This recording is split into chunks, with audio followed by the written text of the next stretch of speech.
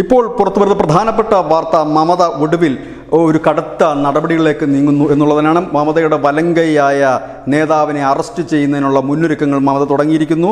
Police general Rajeev Kumar നബ്ബന്ന തലസ്ഥാനത്തേക്ക് വിളിച്ചു വരുത്തിയിരിക്കുന്നു. ഒരുപക്ഷെ arrest ഇന്ന് തന്നെ ഉണ്ടായേക്കാം. ഷാജഹാൻ ഷെയ്ഖ്, ഈ ഷാജഹാൻ ഷെയ്ഖ് ആയിരുന്നു ഇ.ഡി. റെയ്ഡ് ചെയ്യാൻ എത്തിയപ്പോൾ ജനങ്ങളെ കൂട്ടി ഇ.ഡി. ആക്രമിച്ച കേസിലെ പ്രതിയാണ്. അന്ന് ഒളിവിൽ പോയതാണ്. ഇപ്പോഴിതാ സന്ദേശ് ഖാലിയിലെ കുട്ട മാനഭംഗം, അതിനെ തുടർന്ന് സ്ത്രീകൾ സന്ദേശ് ഖാലിക്ക് അപ്പുറം ബംഗാളിലാകെ തെരുവിലിറങ്ങുന്ന ഒരു കാഴ്ച. ഈ ഷാജഹാൻ ഷെയ്ഖും കൂട്ടാളികളും വർഷങ്ങളോളം ഈ സ്ത്രീകളെ പീഡിപ്പിക്കുകയായിരുന്നു, ഈ ഗോത്രവർഗ്ഗക്കാരെ പീഡിപ്പിക്കുകയായിരുന്നു, മാനഭംഗത്തിന് ഇരയാക്കുകയായിരുന്നു.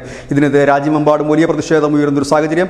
ഇത് കേന്ദ്ര ഏജൻസികൾ അന്വേഷിക്കുന്ന ഒരു സാഹചര്യത്തിലേക്ക് നീങ്ങിയപ്പോൾ നിൽക്കക്കള്ളിയില്ലാതെ ഒളിവിൽ കഴിഞ്ഞിരുന്ന ഷാജഹാൻ ഷെയ്ഖിനെ അറസ്റ്റ് ചെയ്യാൻ തന്നെ മമതാ ബാനർജി തീരുമാനിച്ചിരിക്കുന്നു എന്നുള്ളത് തന്നെയാണ് ഏറ്റവും പ്രധാനപ്പെട്ട ഒരു വിവരം. കാരണം മമതാ ബാനർജിയെ സംബന്ധിച്ച് ലോക്സഭാ തെരഞ്ഞെടുപ്പ് പടിവാതിലെത്തി നിൽക്കുമ്പോൾ സ്ത്രീകളുടെ ഒരു വലിയ രോക്ഷത്തിന് കാരണമായി സീറ്റുകൾ കുറഞ്ഞ് തരിപ്പണമാകാതിരിക്കാൻ ചെയ്യുന്ന ഒരു നീക്കമായി തന്നെ നമുക്കിതിനെ കാണാൻ കഴിയും. ഏതായാലും ഷാജഹാൻ ഷെയ്ഖിനെ മമത പിടികൂടിയാലും ഇ.ഡി. അടക്കമുള്ള കേന്ദ്ര അന്വേഷണ ഏജൻസികളുടെ കേസുകൾ നിലനിൽക്കുന്നു. കാരണം അവരെ കൊലപ്പെടുത്താൻ ശ്രമിച്ച കേസുകൾ വരെ നിലനിൽക്കുന്നു. ഏതായാലും മമത നിൽക്കക്കള്ളിയില്ലാതെ തൻ്റെ വലം കൈയെ അറസ്റ്റ് ചെയ്യാൻ ഒരുങ്ങുന്നു. News desk news India Malayalam.